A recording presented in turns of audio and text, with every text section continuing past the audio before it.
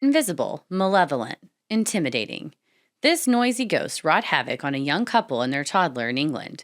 Paranormal investigators documented strong evidence in what some have called one of the most remarkable British paranormal cases of the modern era.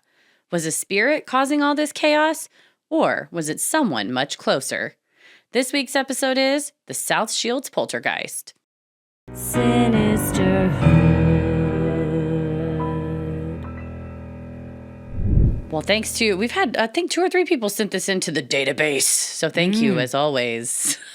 Well, it's allegedly one of the most compelling arguments. We'll see. Well, save it for what do we think? I got some notes. We got some notes along the way for So What Do We Think? But until then, we'll regale you with this tale of paranormality. It's I like when we cover paranormal cases. I like more when we get to go to places. So this is all well and good because it like all happened at one instance, and there's a book about it we'll talk about. But I like when we get to travel the world and see freaky things up close. That's so what we need to go to England, is what you're saying. Well, we want to go to England anyway. So if there's a ghostly reason, I'm sure this one ain't the only one. Oh, I imagine there's a multitude of ghosty places to visit over there. I'm trying to get to Cock Lane. I hear that's pretty haunted. That's like one that people have sent in as well as the ghost Cock Lane. That's where you're trying to go to it because it's haunted. Aren't I always? Are you trying to get a picture with a sign that says I survived Cock Lane? You want that I t-shirt? took a ride down Cock Lane. Maybe someday. But we're not talking about Cock Lane today. We're talking about South Shields, which we probably won't get to this summer. We're traveling this summer, but we're not traveling to jolly old England. I wish we were. Take me. I would love to go to England right now. I imagine it's cool. Oh, I hope, yeah. Depends on where you're at. Probably also rainy, which we don't need any more of. But I just walked outside to let the dog out, and my God, when it rains for 2 weeks straight and then the sun comes out, it's like you're just in a sauna. Paris went for a run, and when one goes for a run, you get a little sweaty, glistening. I was like, "Did it rain while you were gone?" He's like, "No, it's just damp outside." I was like, "You're just running through mush." I don't know how he does it. It's not. No. It's not for me, but we would love to see you at someplace, not England this time, but someplace in the next few weeks, because we're on tour right now, and we're just in a few days going out for the second leg.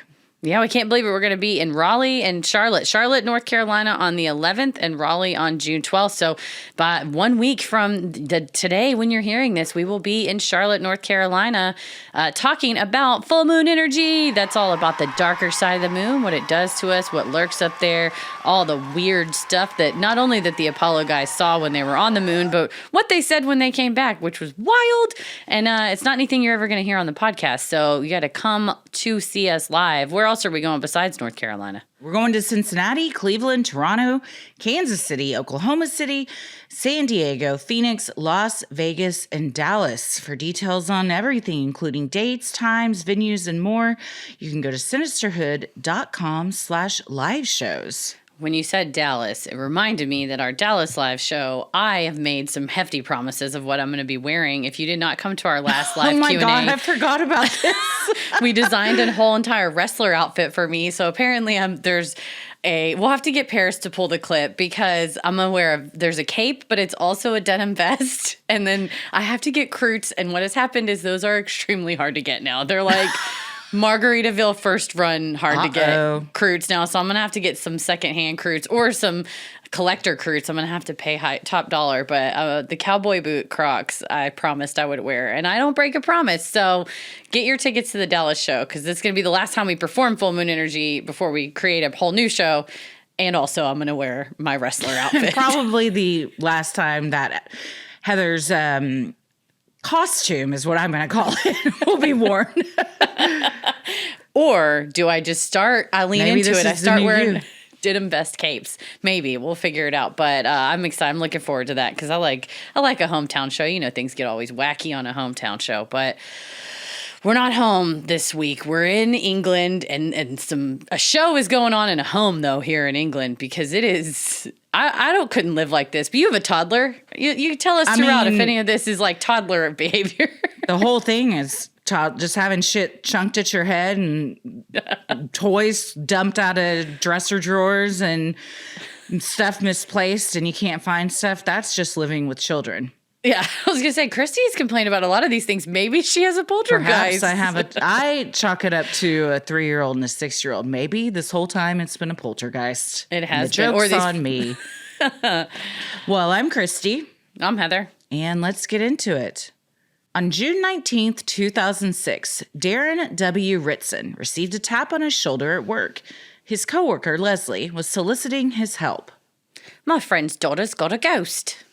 Darren, who investigated the paranormal in his spare time, was interested. Leslie explained how her friend's daughter was terrified to stay in her house anymore as it was haunted. The young woman was at her wit's end because of all the ghostly goings on. Darren was then introduced to Leslie's friend, June Peterworth. Coincidentally, Darren knew June from their school days back in Jarrow, their hometown in South Tyneside, England. June was relieved to have someone trustworthy to help her daughter, a young woman in her 20s called Marianne in Darren's book, The South Shields Poltergeist. We love that your coworker or your friend happens to work with a paranormal investigator. That's so convenient that you're like, there's fucking ghosts everywhere. It's like, let me call the guy at work. I imagine that everyone that works with Darren knows that he's an investigator. I think you usually can't not. Yeah, it's. I feel like this is something that he probably leads with. You know, I mean, his passion and what he wants to do is full-time paranormal investigation. But like so many of us, sometimes we got to have a side hustle to keep the bills paid. The supposedly haunted house, located at 42 Locke Street in South Tyneside, was an ordinary 2-bedroom terraced house on the outskirts of a modern estate built in the 1970s. Marianne Peterworth lived there with her boyfriend, Mark Carlson, and Marianne's 3-year-old son, Robert. The living room, kitchen, and dining room were all downstairs, along with the bathroom. Both the main bedroom where Mark and Marianne slept and Robert's bedroom were up a single flight of stairs. June explained to Darren how things have escalated in the past couple of weeks. Earlier in the year, Marianne had experienced strange events, like a shower mysteriously turning on and bumps and thuds when no one was around to cause them. Her son had also claimed he saw and talked to a lady in his room. But recent events scared Marianne, like when an unknown force tossed a cup from a workspace into a bin next to her and her dad, twice. Well, if the kids say they see a lady in their room, that's concerning to me. It's like, what, is it a neighbor? Who's walked in here? I would want to get to the bottom of that. Are you having some dreams? Are you just a wild imagination? Is there someone, we got a Frogger situation? Definitely want to get to the bottom of that.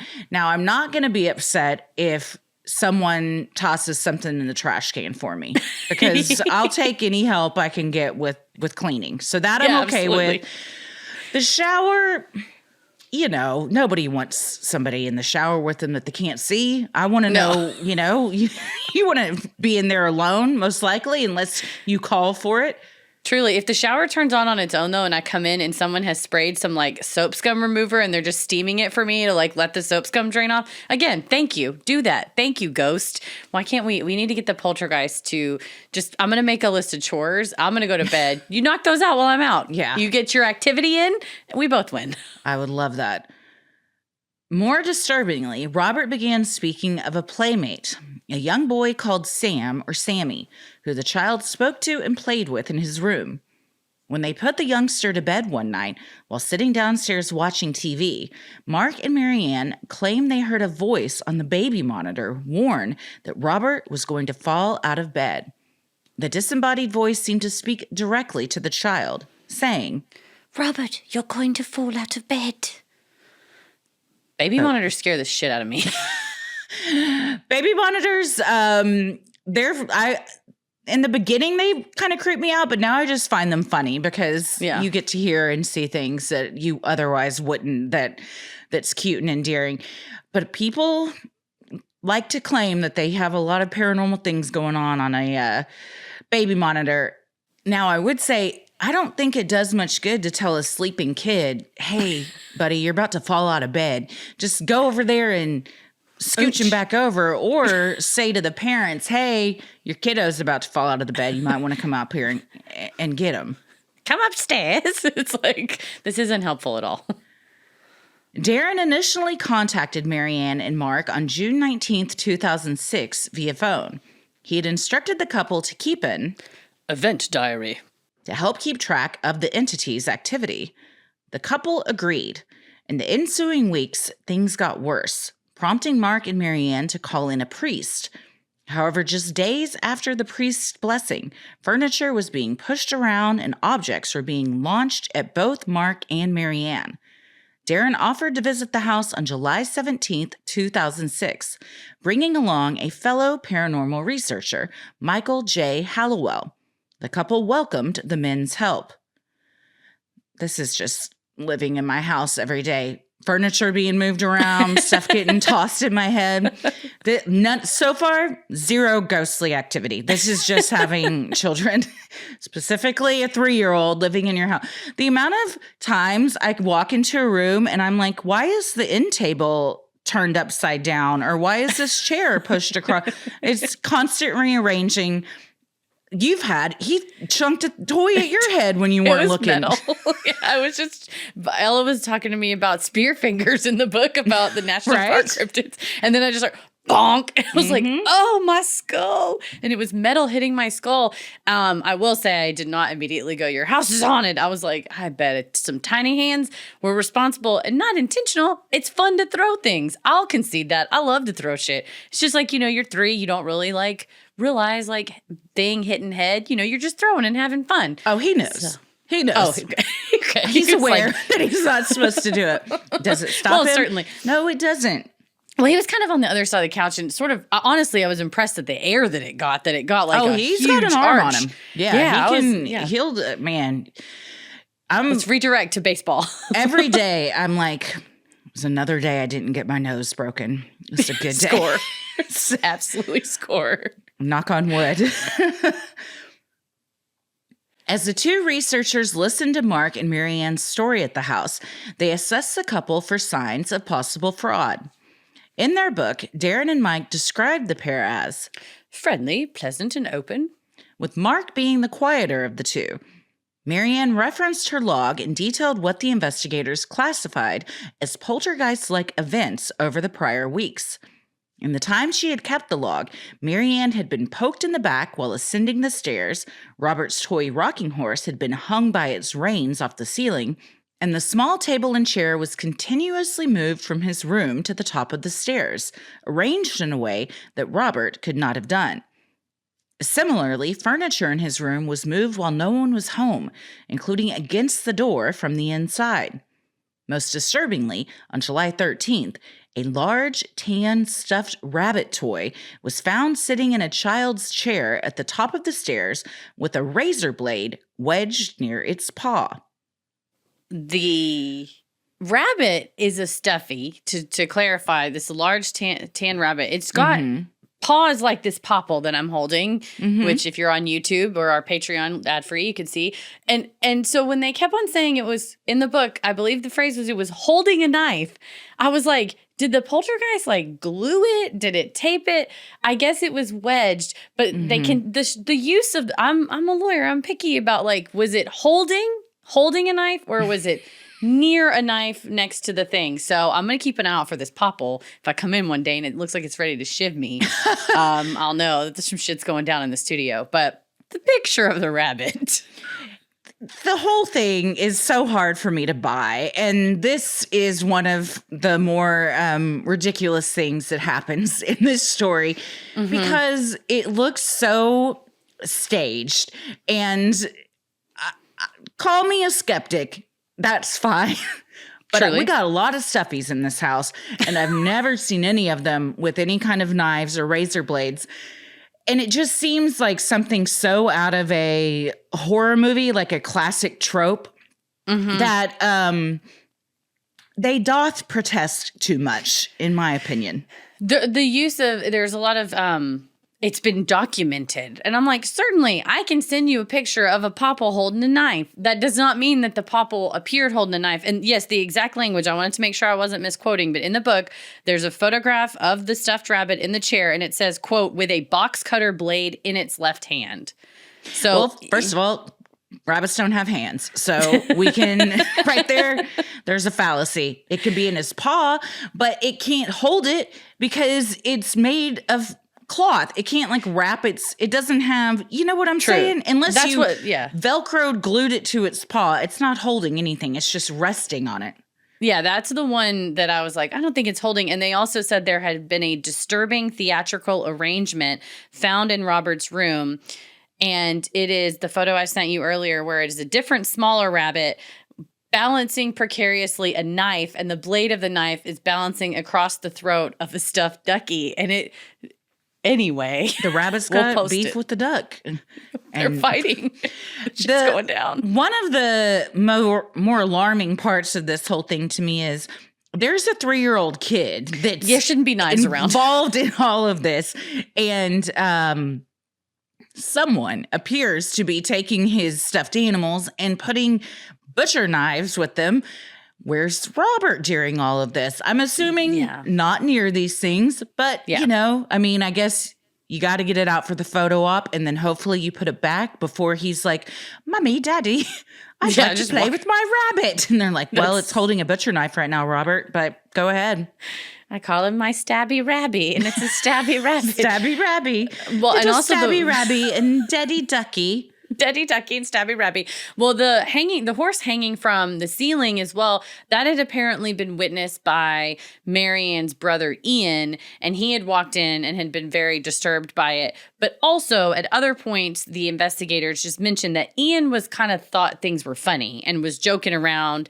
And as they would all walk together up the stairs to go and see, like, for instance, allegedly something happened in Robert's room, he would like goose Mark, like, you know, pinch him on the back and be like, ooh, what was that? Was that a poke? So then you have someone that's part of the witness list, but who also admittedly engaged in, or, you know, witnessed the shenanigans and then is engaging in shenanigans kind of in front of the investigator. So it sullies the investigation a bit, I would think. It would. That's what I felt. I would say, Ian, you need to leave, buddy. If you're not going to be part of the solution, then you're part of the problem. Yes. It also makes me question, like, is this kind of telling behavior that he maybe knows there's nothing to be really scared of, so he's just kind of playing along with it? Yeah, like, why do you think it's funny that there's a Stabby Rabby on the loose where your nephew lives? The couple stayed in contact with Mike and Darren. However, when the investigators were gone, the activity intensified. Large pieces of furniture in Robert's room would move on their own. The small play table and chairs would often end up stacked one on top of the other in sort of a furniture sculpture. Another time, the table seemed deformed, as if the plastic it was made of had been melted. Mark and Marianne documented this, but soon the table had returned to its original shape. Most startling, one night the chest of drawers holding Robert's clothes was placed on top of his bed while he was in it. I mean, the evidence is all the log that they kept. In some cases, they would take some photos here and there, but for the most of this, it is just she kept a diary of weird things happening in the house, and she would tell them about it. And therein, for me, lies the problem. My problem extends, unless you have evidence of some sort that isn't just your word, you're really making everybody just be like blindly trust you that what's going on is going on. And I mean, unless I have evidence, and if there's so much happening in your house that it's disrupting your daily life and there's all these horrible images and your stuffies are trying to kill each other, why wouldn't you have cameras on 24/7? Why wouldn't you be taking pictures of I would leave a fucking live stream going in every room of the house to capture any of it. Like, why wouldn't you do that? It's 2006. Yeah, I was gonna say, even 2006, you know, we didn't have iPhones yet. We had some camera phones, but we had digital cameras. I mean, they were, I won't say, you know, cheap. It was probably a couple $100, but if there were definitely video cameras, yeah. Oh, 100%. There's video cameras, but I'm like, also, if you're a paranormal investigator, none of that equipment got left. You know, you don't say, okay, they would come in and do like prolonged periods, or she would say, hey, it's going really wild. I also found it a little interesting that sometimes as the investigators were on their way, something would happen 20 minutes before the investigators arrive. So then they arrive and Mark and Marianne are like, oh my God, you just missed it. Something just happened. And I would say, timing. These gentlemen tended to go, well, the Pope must have knew we was on the way. So they started it early so we wouldn't see it. And it's like, I wouldn't have gone that direction with that information. Sometimes we want to believe things so bad that it clouds our judgment of what reality really looks like. According to the Society for Psychical Research, that is an element that needs to be addressed when analyzing a paranormal situation, is like essentially creating a matrix of like how much each person involved, each witness involved truly believes in the paranormal, because that really does indicate, like, if I heard a bump in the night and you heard a bump in the night, I think our belief in paranormal is slightly different. So an investigator speaking to me would have to understand, hey, Heather is a little bit more of a believer. She's kind of startles herself easily versus Chrissy loves, she's more of like an Occam's razor. She wants a lot more evidence. They would, if you said you heard something in a review of a paranormal investigation, it sounds like the SPR would go, okay, well, if Christy heard something that's a little bit more credible than Heather hearing something, not because one's truth telling more than the other, but it's human nature. Like my interpretation is going to be different than yours. And so that's vital to look at. And it's vital that the investigators don't fall kind of like all the way on the Heather spectrum, like beyond me. Usually when anyone's investigating anything, a crime, the paranormal, you have to be unbiased in order for you to have like an honest and fair review of the situation. Certainly. Sinisterhood will be right back. Helix Sleep is a premium mattress brand that provides tailored mattresses based on your unique sleep preferences. I love you, Helix. I'll miss you. I wish I was in you right now. I love my Helix so much. I honestly, this morning I was like, my bed is so comfortable. Like, I really wish I didn't have to get out of it very much, but society looks down upon you just laying in bed all day. Yes, indeed. They start to call you Grandpa, like, what is it, Charlie Bucket, Grandpa Bucket, because you won't get out of bed. Whatever. Me and you and Tommy and Paris are going to do a bucket grandparent situation. Just stay in our Helix all the time and work. Well, the Helix lineup offers 20 unique mattresses, including a mattress designed for big and tall sleepers and even a mattress made just for kids. Ella has one. We love it. Simon's about to get a big boy bed, and we're going to get him the same mattress because we love it so much. You have to. Helix knows there's no better way to test out a new mattress than by sleeping on it in your own home, so you can try it out for Simon. They offer a 100-night trial and a 10 to 15-year warranty for you and your child to try out your new Helix mattresses. Every body is unique, so whether you're side, back, or stomach sleeper, maybe you're all of the above, Helix has a mattress for you. Plus, my God, it's 3,000 degrees outside right now, so we are really lucky that the Helix has the enhanced cooling features. Otherwise, I'm waking up in a pool of my own sweat every morning. And that's nasty. But also Helix is it's very nasty to wake up in a pool of your own sweat. Yes, the good thing about Helix, it's fast and easy setup. It's delivered in a box straight to your door for free. Plus, by supporting Helix, you're allowing them to support us and our show, which we so appreciate. Helix is offering 20% off all mattress orders and 2 free pillows for our listeners. The pillows are so good, you all. Go to helixsleep.com/creepy. That's helixsleep.com/creepy. This is their best offer yet, and it won't last long. With Helix, better sleep starts now. Sinisterhood will be right back. The poltergeist seemed drawn to Robert's Magnadoodle boards. The boy had 2, which were usually kept in his closet. Several times, messages appeared on the board without Marianne, Mark, or Robert having touched it. At one point, it said 2 letters, C and U, repeated, so it read out loud, See you, see you, see you. Another time when the family had left the house temporarily because of too many unexplained incidents, the board wrote an apparently misspelled farewell message. Baby. Which Marianne and the investigators believed should have read, bye-bye. Yeah, it's Bey. So they like Beyonce. Maybe it's just a part of the beehive. Hey. Maybe CU, they're like, while you're out, go to your credit union and take care of some business. Yeah, it's a really helpful poltergeist, and no one is paying attention to its helpfulness. It was like, you got to get on that new Beyonce record. You're missing it. Your credit score is suffering. So stop by and speak to somebody and see what you can do. And they'll like, well, you could sell your haunted house because you could probably make a lot of money on that. People love that kind of stuff. That's where they got the idea. The board also once read, "Give it a chance." Which no one could decipher. Most disturbingly was a 3-letter message that simply read, "Die." These would be nothing more than written threats, except the Polt hid their 3-year-old twice. Mark and Marianne came in his room to check on him once and found his bed empty. An unrecognized umbrella was hanging on the closet door handle. They found Robert under the table in his room, swaddled in his quilt, asleep with his eyes open. This happened once more a few weeks later.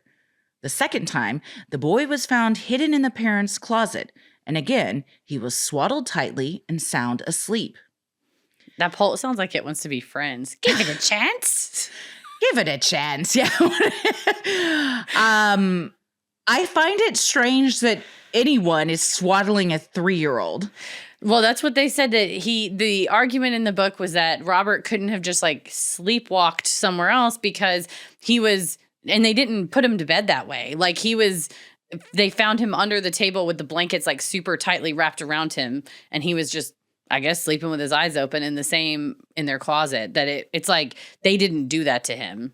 I don't know if you're a kid, can you just like, you could probably like, oh yeah, you could wrap yourself up and stuff. Yeah. Ella tangles herself up in her blankets all the time. Again, though, they say they didn't do this to him, but all we have are diary accounts that this happened and that they found him. There's no video evidence or photographic evidence, so it's just their word, which I hope is just their word, because if they really did find him swaddled tightly underneath his table, asleep with his eyes open, it sounds like he's in distress and he's being traumatized by something, to which I would say maybe seek out a doctor or a psychologist. But he's also 3, and probably, I mean, Simon's 3. He can talk and stuff, but it's not like if Ella was going to come in and tell us, like, I've seen something in my room, it's going to be piecing things together more. A lot of plot points missing, perhaps.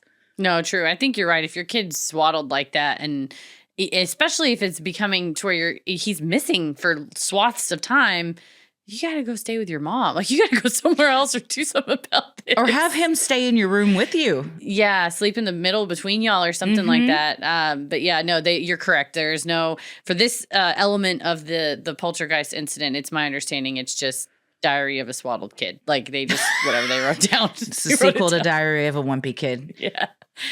In addition to Robert's room, activity occurred around the house. The bathroom door would slam as if someone was in the room. Toys would end up placed in unusual spots around the house, like along a windowsill or balanced on the banisters.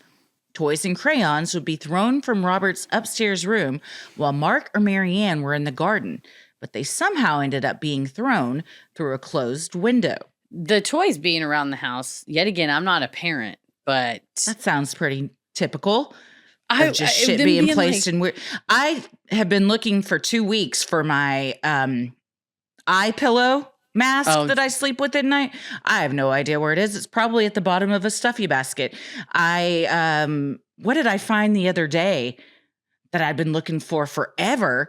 And it was like in the back of Simon's closet, stuffed under some. I mean, they'll just like go and hide stuff places all the time. Yeah, I used to do that as a kid. My dad's comb that he would do his hair with, I would wander off with it, and he would just have to be like, "Where was it?" Well, when your child has ADHD, it's like, Oh, I don't know. And it could be in the treehouse outside. It could be in the dishwasher. It could be in your bedroom. It could be in my bedroom. It could be in the car at the restaurant we were just at. It's like I had it in my hand and I don't even remember. So when they were saying like our home has been plagued by a poltergeist because toys were outside of our 3-year-old's room. And I was like, I feel like that's like normal. Yeah. And they said one of the dolls, it was an action figure. His head was turned the all other direction and bent.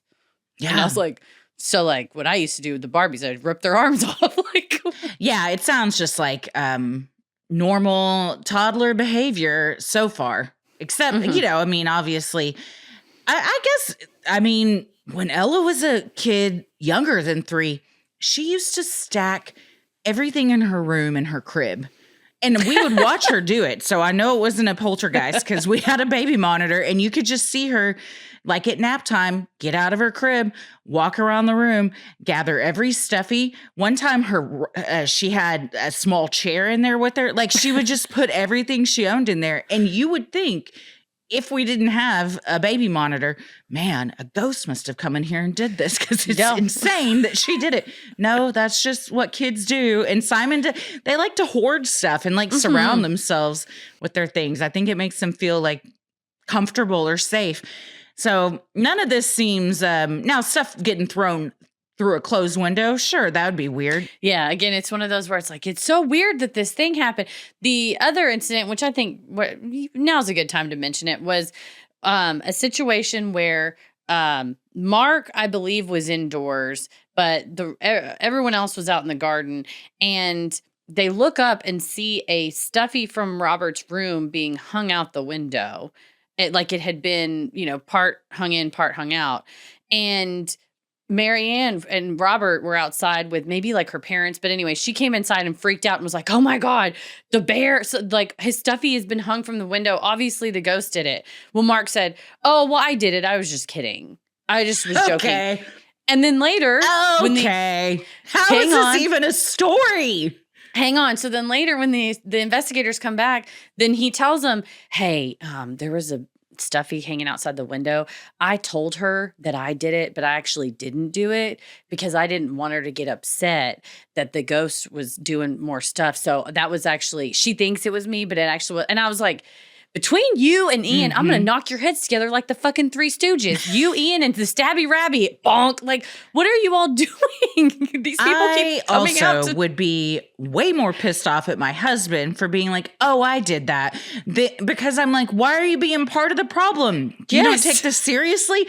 Then if I thought, okay, this is another thing I can enter into my diary. Mm-hmm.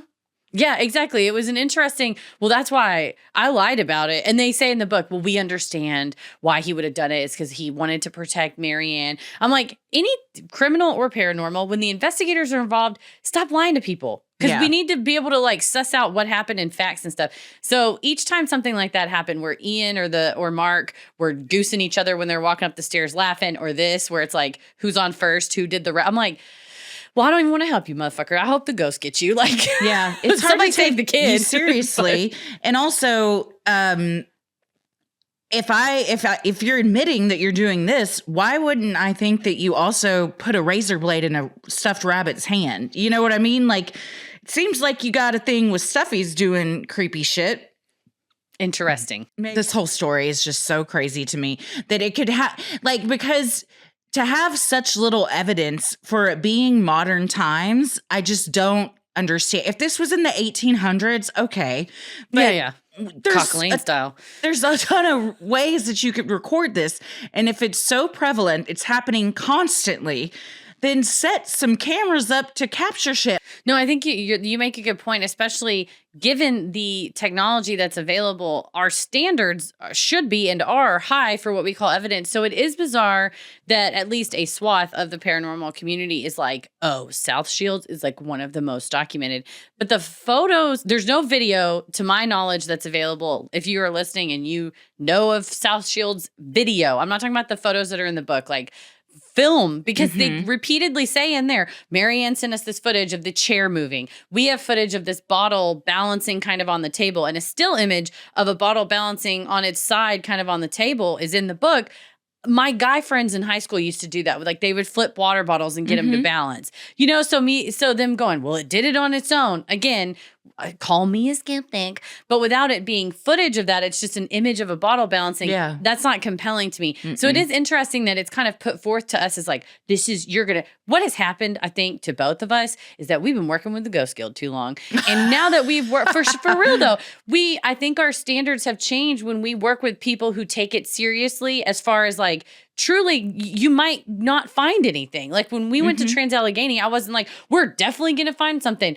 And we haven't even gone through all the footage to like know if we did. But going in to say, I'm here with an open mind, I'm here to track anomalous things is much different. And it sits much different with, I think you and I both, than someone who's like, well, it's definitely a ghost. I'll tell you that. And you're like, you've been here 8 minutes. What do you mean it's definitely a ghost? But you're right. I think there should be, if there is such like amazing, dazzling footage in this case, show us the footage. Put it on fucking YouTube. You'll be a bajillion views. Oh, you'd be the most famous person in the world. The first person to come out with like, iPhone quality footage of some kind of paranormal activity, interplanetary being.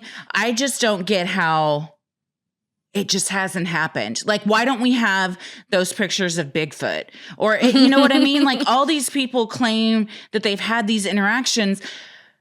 Does nobody pull out their phone? Like, everybody's got their phone on them. We can all film, like, somebody getting the shit beat out of them at the mall, but nobody can, like, film, like, or people yelling at each other in a Panera. What's going on here?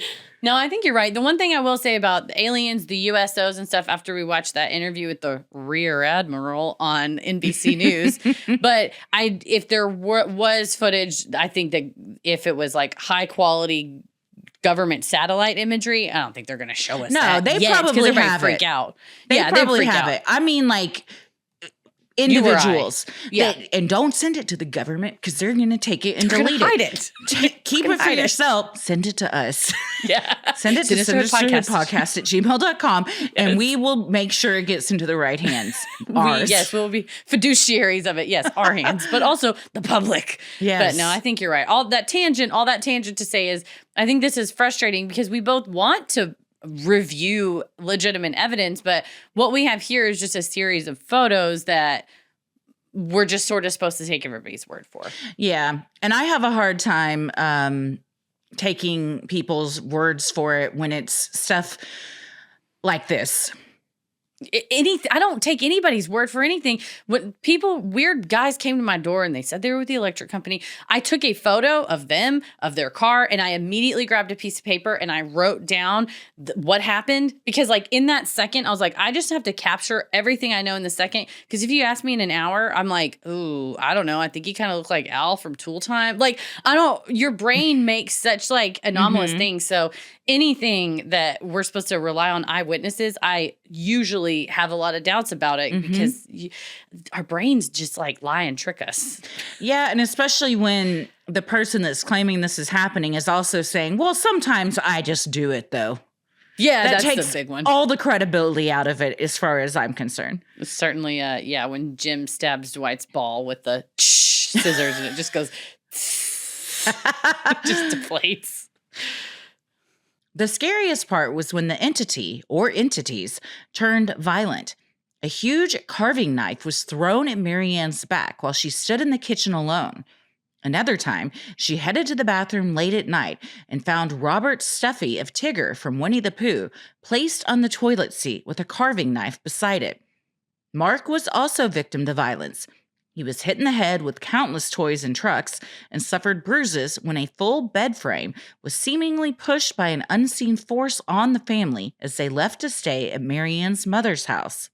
Hey, Tigger was just trying to do a little whittling on the can late at night. Who among us hasn't? Another stuffy with a knife in their hand. I feel like this has Mark written all over it and he thinks it's funny or, I mean, why does anybody potentially, stage something like this? I think there's different motives for different people. But if he's already admitted to one thing, even though he went back and backtracked, I still think that he went and took Tigger and then he got a knife and then his wife tried to go to the bathroom. She might not know what's going on.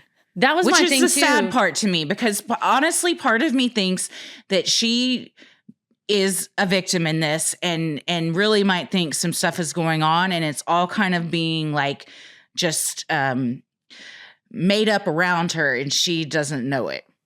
That was my concern as well, because the handwriting, we'll get to it, but there's some reason to believe that. Yeah.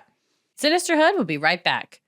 Well, we love Masterclass because it is on-demand learning, and it can help even if it's not just for fun stuff, because you look and go, I've always wanted to do insert any amazing hobby here, but it can also go to help your business. Like with us, we have to design our own graphics. We're a small shop. We're a family band. And so Paris found a wonderful graphics class on there. And not only that, I love my David Sedaris humor writing class. I also took Shonda Rhimes' writing class, Aaron Sorkin's writing class. I feel like any writing class can help me write, whether it's dialogue for the show or my own personal stuff that I write for. So it helps. It not only just helps you to make yourself like have a fun hobby, but it also get better for stuff that can help your career. Yeah. I'm trying to get into gardening.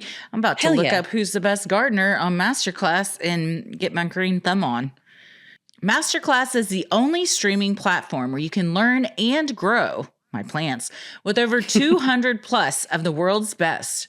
For just $10 a month, an annual membership with Masterclass gets you unlimited access to every instructor. And you can access Masterclass on your phone, computer, smart TV, or even in audio only mode, which I love because I listen while I'm on my walks or while I'm driving. Yeah, super smart. Use behavioral science to read others from FBI criminal profiler John Douglas, uncover the truth with Pulitzer Prize-winning journalist Bob Woodward, or successfully negotiate any situation with FBI hostage negotiator Chris Voss. And the classes really make a difference. 88% of members feel that Masterclass has made a positive impact on their lives. And I was just telling Paris, I want to kind of get into like more journalistic type writing. So I'm about to take that Bob Woodward class. I'm going to let y'all know what I think. There you go. Right now, our listeners will get an additional 15% off an annual membership at masterclass.com/creepy. That's 15% off at masterclass.com/creepy. Masterclass.com/creepy. Sinisterhood will be right back. Mike, Darren, and another investigator, also called Darren, worked with the family to identify what may be causing the disturbance. There were at least 4 apparitions that had been spotted at the house and deemed to be poltergeist. The term poltergeist is used by many to refer to as a powerful demonstration of uncontrolled psychokinetic forces resulting from psychological angst, according to Dr. Callum E. Cooper of the University of Northampton. This would mean it is not a conscious entity or one with a distinct personality. It is merely a reflection of psychic energy. Others believe a poltergeist is a physical manifestation of some discarnate intelligence, one which seemingly delights at teasing and tormenting those who are unfortunate enough to encounter it, according to Dr. Cooper. The investigators at South Shields were unsure if they were dealing with one poltergeist taking on multiple forms or one poltergeist generating enough energy to attract other forms. Robert had reported seeing an entity he called the man. Described as having long black hair and a beard, the man wore a long coat and a Homburg hat like Winston Churchill. Robert claimed he saw the entity floating above his bed sometimes. Other times, he would stand beside the boys' closet. Once, when they were playing downstairs, Robert pointed to an area beside the sofa and let his parents know the man was standing nearby. During another incident in Robert's room, Mark asked Marianne, "Do you want to get some dinner?" Robert looked toward his closet and told his parents. He said yes. Mark asked for clarification, to which Robert replied, the man said yes, he'd like some dinner. Mark filmed this event, but when he looked at the video on his computer later, it was only a blank screen that read, ha, ha, ha. Yeah, here's the thing, man. I'm just going through reading this book. This is so silly. And I was like, so you're telling me the poltergeist is not only a computer hacker, but is the Joker from Batman? Like, yeah. It somehow it can't use a magnadoodle correctly, but it can hack into a computer, completely delete something, and then how would one even replace that video with a blank screen that read that? Maybe we need Paris to weigh in on, is this even possible to do? It's Paris, or if we need a hacker to weigh in 2006 also. Yeah. I first of all, I'm sad for the kid if he feels like he sees Winston Churchill in a long black wig floating up over his bed, because that's horrible anyway. Now, as far my research did not show anything, and I mean, he was 3 at the time, of course, of Robert's like being the one to talk about. I mean, it's all third party, his parents saying, well, he told us, it's again, their recounting of what their son said to them. So, and he was 3. So I don't even know, as an adult, you could be like, hey, do you ever remember seeing the man in your room? Do you ever remember being shoved under your table after you were swaddled super tight in your blankets? I'm sure that he wouldn't. No. So he's kind of an innocent bystander and honestly like a pawn.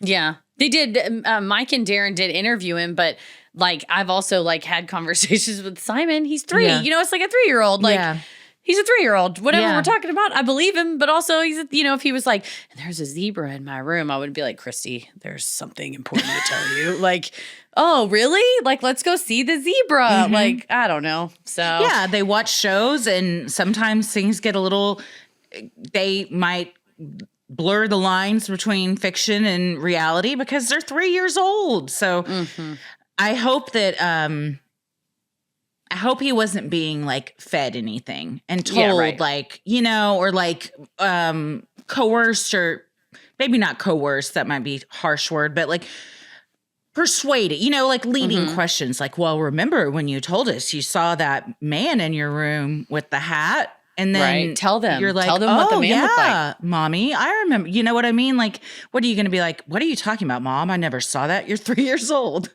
Yeah. Mark and Marianne also saw what they described as a white figure in Robert's room. Robert had seen what he described as a lady also in his room, and even talked to her. The most interaction the toddler had was with an entity he called Sammy. Robert said the two would play together.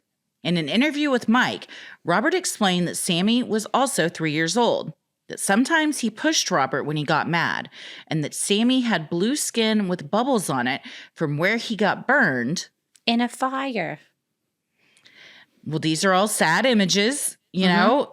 It's no one wants to think of a 3-year-old getting bullied by a ghost 3-year-old. No, certainly is a ghost because he was horribly maimed in a fire. Yeah, it's quite a description. I will say, if you asked my parents when I was between 4 and 6, I was vehement that I had a imaginary friend. Like, I would get mad if you were like, they're not real. Ferris Bueller and Cameron and Sloan are not here. They're not real. I would be like, Ferris Bueller is here. Like, that's Ferris Bueller's right there. Like, I was obsessed with it, that it was like they were in the room and I could like see them. Well, that's a part of growing up, a part of childhood, whatever. You talk about why kids have imaginary friends, yada, yada. So I think like having a kid be like, there's a little boy. My sister was like, had an imaginary friend that was a baby. It was just a baby. And you had to like, wait, the baby's walking. And it's like, how big is the baby? Like 6 months old, but could walk, whatever. You know, it's imaginary, right? Fast learner. Fucking advanced baby in our family. But you'd have to like wait and hold the door open so the baby could come through the door. And it wasn't like, oh, Shannon is being tormented by a baby entity that walked, the baby from Ally McBeal. So it's hard for me to kind of go, well, and they do talk about what we'll talk about later, the QC. It's a type of paranormal entity that perhaps sort of appears as an imaginary friend, but isn't. But in this case, I don't know that a kid like being really sure that they have an imaginary friend is like evidence in my book. I don't know that Ella has ever talked about an imaginary friend as if it were a real person. Her thing is more stuffies and, you know, like giving them, personifying her stuffies and, you know, but even then if someone were to ask her, oh, is Turtle a real turtle? She'd be like, no, he's a stuffed turtle. I just pretend that he's real, you know?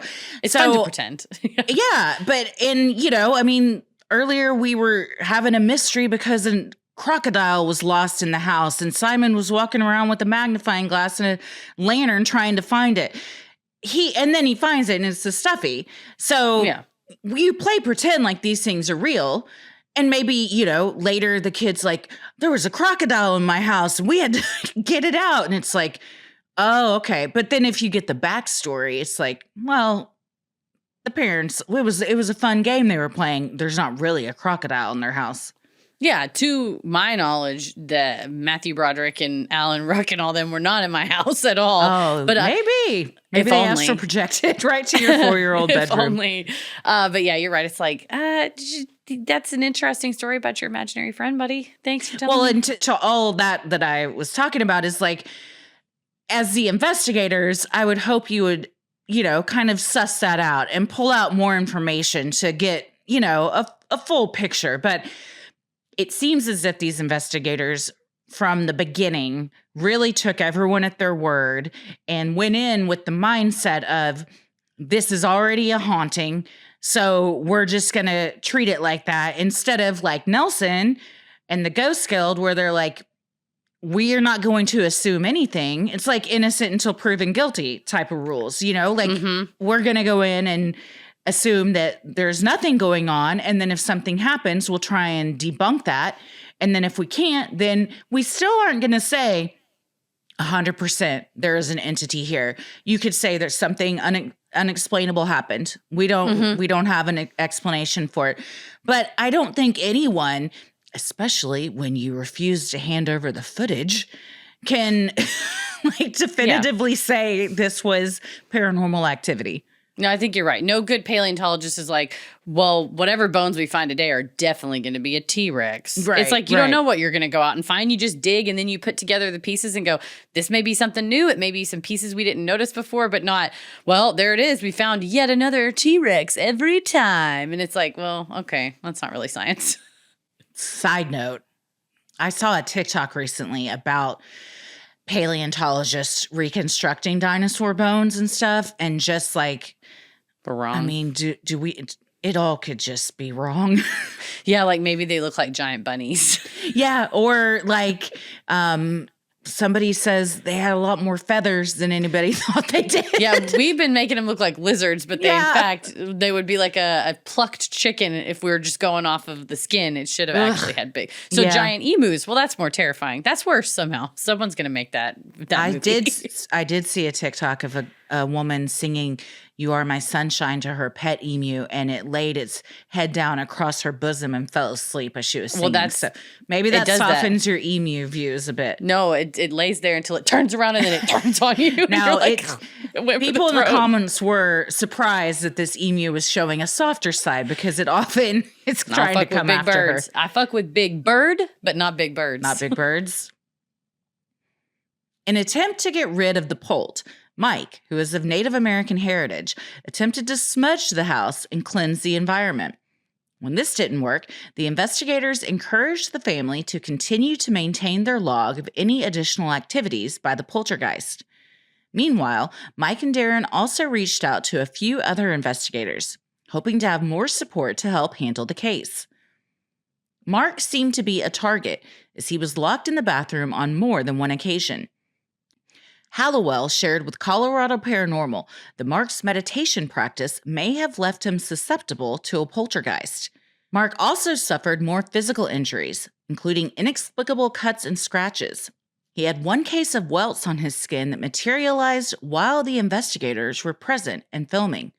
The welts eventually began to bleed. In total, Mike and Darren collected first-hand written statements from Mark, Marianne, their family, and additional investigators, totaling over 20 people who had seen strange phenomena occurring in the home. The injuries on Mark were like these scratch welts, which, again, there's photos in the book, and then supposedly somewhere there's video footage. But on the forchiana.org forum, someone said, if you scratch yourself, it takes a while for the welts to appear. And so that was kind of the argument, was that for them to say, we put the camera on his skin and then out of nowhere, welts appeared. Well, if you scratch yourself out of view and then you're only watching that. But I believe it was Mike, responded and said, very true, but on more than one occasion, we had the experient, Mark, under observation for bloody ages before the cuts appeared, and multiple eyewitnesses will confirm that he never at any time, it said rove himself to bits, that might be a British thing, like scratched himself, or did anything to precipitate the scratches. So...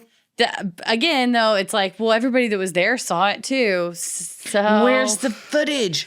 Release the tapes. Yeah, he said a lot of people were like, allegedly, if there's like footage, will we ever get to see it? He said it's with our agent. He wrote this comment in 2008, though. So it's now 2024. Yeah. And he said negotiations are ongoing with a major documentary producer to get the footage onto your screen ASAP. And a lot of it was just like, we're going to do it. We're going to do this documentary. We're going to do this documentary. In the coverage of it that has been so far, to me, it has not been this like bombshell. Finally, we all saw it. It's like, well, but we're holding the real footage for like the real documentary. I'm like, it's almost 20 years. Like, yeah, where is this? Release it. Release the tapes. Well, for real. Give me a petition to sign to get this documentary underway. I'm here. The Polt also seemed intent on irritating Marianne and Mark as much as possible. Valuable items would be moved around the house or hidden from the pair. Vital things like their credit cards, cell phones, and travel passes would be missing for hours at a time. A valuable figurine of an African lady would be moved to odd places, including balanced at the top of the stairs. Now, this would just straight up piss me off. Yeah. If I'm trying to get out, I'm already always late. I can't find shit. And so if I can't find my phone and my keys or my passport and stuff, don't do that. We asked you to be our poltergeist, to do the dishes and clean up after the kids, not to hide all of our things. Right. You're only invited if you're going to be a helpful ghost. Mm-hmm. Chairs would be put on top of tables or pulled out from under Mark and Marianne while they ate dinner. Even the family's trash can would be knocked to the side with garbage spilling out. Marianne captured some of the chair movement on video and shared it with investigators. Even when she did film some events, Marianne said the footage would get erased from her phone without her knowledge moments later. She would be able to, in some cases, either Bluetooth it to somebody else or like connect her phone to the computer and drag it over there. But other stuff would be like, well, I tried to take it and it got erased. Or, like when Mark said, oh, I filmed Robert saying all this about the man wanting to go to dinner, but when I got to my computer, it was erased with like a ha ha ha message. Yeah, it seems sus. And again, Marianne said the footage would get erased from her phone without her knowledge. For some reason, I feel like Marianne really doesn't know the full scope of what's going on. And maybe like she did film something and then Mark grabs her phone, goes in the other room, just dirty deletes something. And now she's like, oh my God, the ghost got into my phone. Or you feel like you're going crazy. Like, did I really see this? Mm-hmm. And like that, and I don't know that that's what happened. So I'm not, making any kind of claims against anybody. I'm just saying it's another possibility. And it would be super sad if she's already worked up and upset and scared and then to continue doing it for whatever reason. Finally, Marianne was fed up. In late summer, when her cell phone had gone missing yet again, she went up to Robert's room to confront the entity. She spoke to Sammy in a cross tone and told him to stop being naughty and stealing the phones and other valuables. Marianne warned that if Sammy didn't behave, the whole family would have to leave and Sammy wouldn't see Robert any longer. Marianne then heard a knock from the cupboard in Robert's room. She opened the door to find one of Robert's Magnadoodle boards with 3 words on it. I am sorry. Marianne then began to communicate with the entity. She claimed she received other messages, including, okay, I love Robert. Okay, Mum, but what about the dog? Bad dog. And, no, no, no, no, no, no, no. Each time, Marianne and Mark would erase the board, place it in the cupboard, and ask a question. When they heard a knock, they would open the cupboard to find a new message. Yeah, apparently they were asking it questions of like, it said, I'm sorry. And then she said like, okay, well, do you really mean it? And then it wrote back, okay, I love Robert, and spelled his name wrong with 2 B's, Robbert. Mm-hmm. And then they said, okay, well, you can play in there. And then they said that they got another message. What about the dog? So apparently the dog would bark and growl or whatever. So they thought that meant, oh, well, the entity must not like the dog. Well, yeah, I mean, the dog was here first, so. True, yes. And if I was an entity and a dog was always growling and barking me, I would not like that either. It's bizarre that, I mean, maybe, I guess, if this is really happening to you, you're like, well, here's the ritual. We have to put it in the cupboard, and that's the only way this thing is going to communicate with us. Again, how are we not filming this whole fucking thing? Because, I mean, this is straight out of a horror movie. It sounds like an escape room. Like, you got to ask it a question, put it in the cupboard, wait for a knock, and then there's a message. You know, there's a whole, like, process. So it seems like it's taken a minute. You got enough time to pull out a phone or a camera and, you know, take some footage. And there was no video footage. They would just, every time there would be a new message on the board, they would take a picture of the message.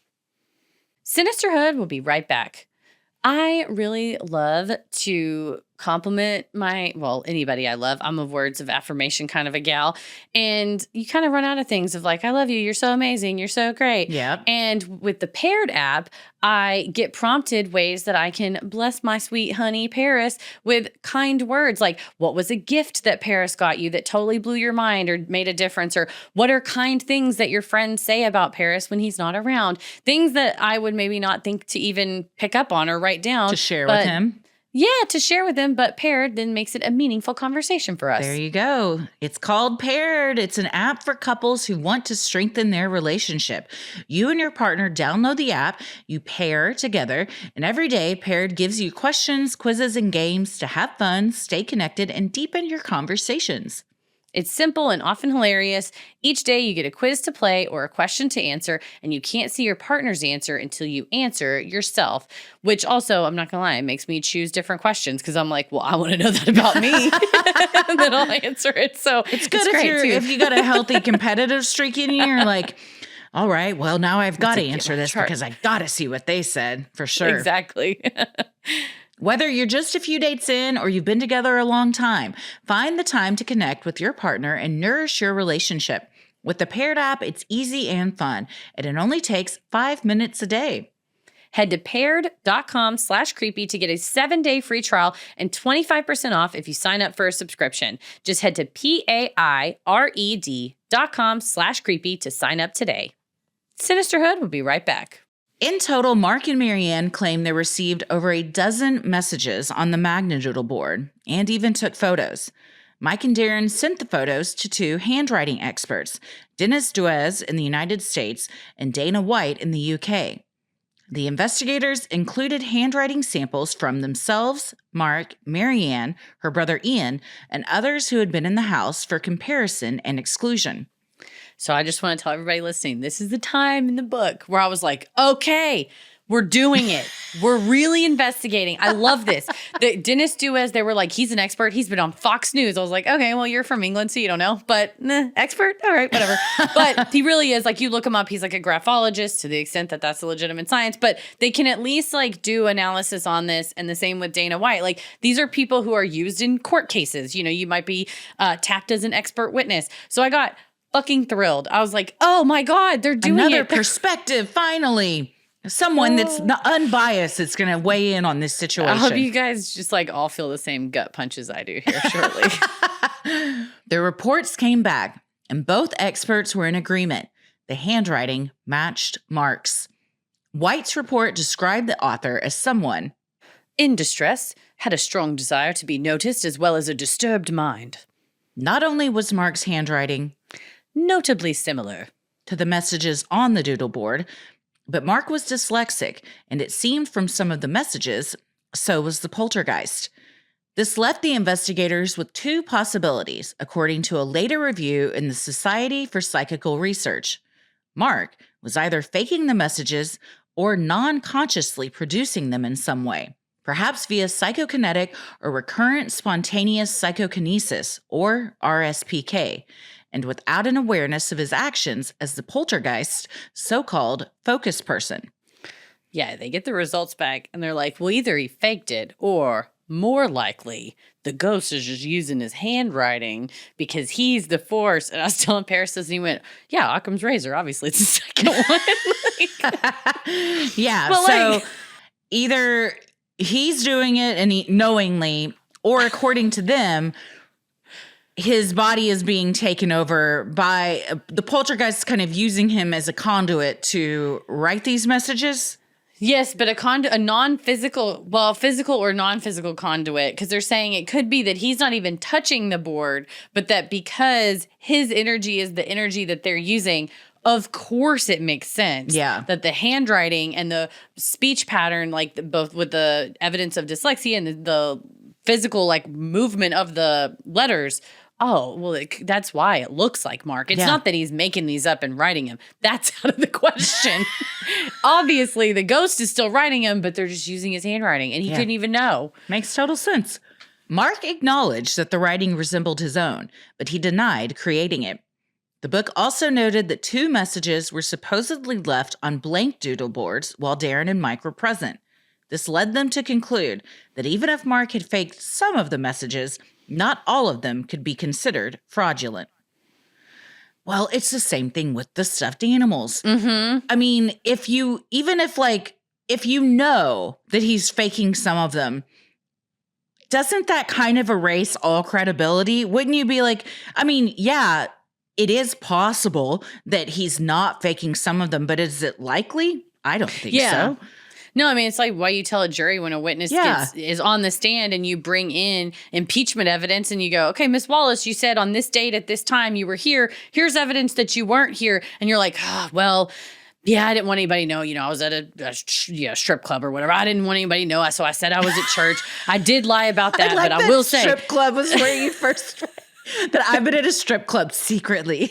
I was like, why wouldn't you want to tell anyone? And recently I was trying to think of this old steakhouse we went to as a kid. And I was like, is that still around? It's not. It's the Spearmint Rhino in Dallas. R.I.P. Old San Francisco Steakhouse. Yeah. I miss it. Different dishes on the menu now. Yeah. They used to have a cart of cheese. If they brought that back, I might go to the Spearmint Rhino. But I don't know. You want a warm cheese cart? At a strip club. You tell Wowzers. me. I love cheese, but I also love not getting bacteria on my cheese. But the question would be like, well, you lied about your location and you're like, okay, well, yes, I lied about that, but it's only because I was embarrassed. But I really did see the defendant, running out of the bank with the money in his hand. And then the defense attorney, of course, is going to go, well, she's willing to lie to you about that. Mm-hmm. Why wouldn't she be willing to lie to you about my client? Well, it's up to the jury to decide. And I just think like most rational people, though, are exactly like what you're saying, where it's like, well, perhaps he faked 11 out of the 13 messages, but those other 2 he didn't. And it's like, well, that's a really bad batting average, guys. Yeah. The ghost is like, I've got something to say. Put the fucking pin down. And Mark's like, hang on, I'm going to write, baby, people got to know about Beyonce. Oh, man. Yeah, honestly, when you were describing all of that, it reminded me of the Murdoch trial. Yeah. Like all of his lies came out on the stand, and that's exactly what the prosecution did. Was like, how can you believe anything this man says when he's now admitting he lied about something that when previously asked, he said, no, absolutely, that's true. Exactly. Well, then he fucking got caught, and then he had to admit it. So like once it comes out that you're lying about a situation that you're trying to get everyone to take seriously, I'm like, fuck off. Like, what, you know what I mean? Like, because some people are really struggling with stuff like this, and you kind of muddy the waters for everyone and make it kind of seem like, a joke science, a joke thing that happens when you're like, well, yeah, I admit I did hang the tiger out of the window, but I did not put the razor blade in the bunny's hand, okay? And it's like, we're splitting hairs here, man. It's all shenanigans. Like, what are you talking about? Yeah, it's really literally the second they said we sent the handwriting off, I was like, okay, this is some like Ghost Guild level. Like, well, all right, we're doing some like real research. And they were like, and our conclusion was clearly it wasn't him. I was like, what? Yeah. What? And that's, again, you're kind of making the evidence fit what you want the conclusion to be and not the other way around. It can't all be a T-Rex, guys. I'm sorry. No, it can't. No. And honestly, if it had all been T-Rexes, a lot of stuff we have today, we wouldn't have, you guys. Exactly. You're welcome. I know so much about dinosaurs. I'm not trying to brag, but I know a lot about dinosaurs. Flex. I read dinosaurs A to Z every night. So just saying I know a lot about dinosaurs. And everyone's scared of the T-Rex because, yes, he was huge and had a gazillion teeth and stuff. But really, there was a lot more other ones that you should be more scared of. I feel like anything that's like my height, that's like ready to take me, like when we were talking about that Judge Christie thing with the chimp fight, it's like when they're the same size as you, but more but way stronger. That's my fear. T-Rexes were slow, and also like when something's that you can big, hear them coming. They had the mighty fall, but like something like a velociraptor fucking coming at you, nah, you don't stand a chance. Razor sharp claws, get out of here. Sharper than a bunny's knife. Oh man. Honestly, I'm like, you're doing too much, Mark. Like if you had toned it back some, it's like accessorize an outfit, look in the mirror, take away 2 things, and then leave. You know what I mean? You don't want to overdo it. And I feel like he's so extra with this that he's lost me. No, I mean, and your assessment, I don't think is too far off from what Dana White, the graphologist in the UK, said. Whoever wrote this is in distress, has a strong desire to be noticed, and has a disturbed mind. And it's like, well, those are the markers of a person that would fake all this. Right? And that's where it legitimately, I would be worried because someone like that sounds like they're not doing so great and might need some help. But also, if you are wanting to be noticed and you have a disturbed mind, you might keep the fact that you are the one orchestrating all of this from your partner and your child. The spirit also communicated in more modern ways. When the couple was away from the house, they sometimes received calls on their mobile phones from their home number, at times when no one was in the house. When Mark or Marianne answered, the line would be dead. Once, when Darren and Mike were present, Marianne's cell phone rang. It was Mark's phone calling, though he was present in the room without his cell phone. Mark claimed his phone had disappeared, so Marianne called to try and find it. Her screen read, "Phone busy," meaning Mark's phone was in use somewhere.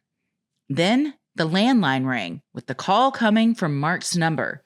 It was an automated message, repeating only one word. Hi, hi, hi, hi, hi, hi, hi.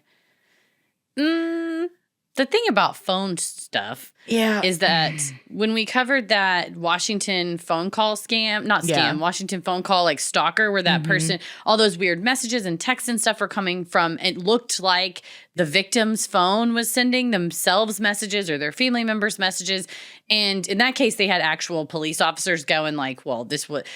Back in the early 2000s, when phones first came out, there were ways that you could fuck around with people with websites to either do automated phone calls, automated texts, or delayed calls, having a number spoofing. So, you know. Really? I don't think I ever did any of that. Oh, I fucked with people, man. Yeah, it was like you would go to like a website and just enter their number and then it would call them?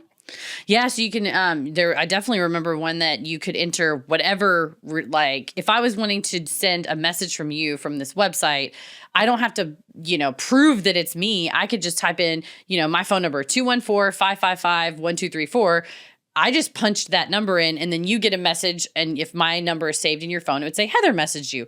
Well, I could also, using the same website, I could just do 214-555-6789 and then send you a message just like, you're going to die in 7 days. And then you go, Heather, do you know this number? It says it's 555-6789. Like, I just got this message. I could have sent the same thing from the same website. But it's just like back then we're like, well, people aren't going to lie about who they're messaging. And it's like, immediately they will. That's what it's going to be used for abusive people, mostly probably. And then people faking shit like this, kids pranking each other, whatever. Scams.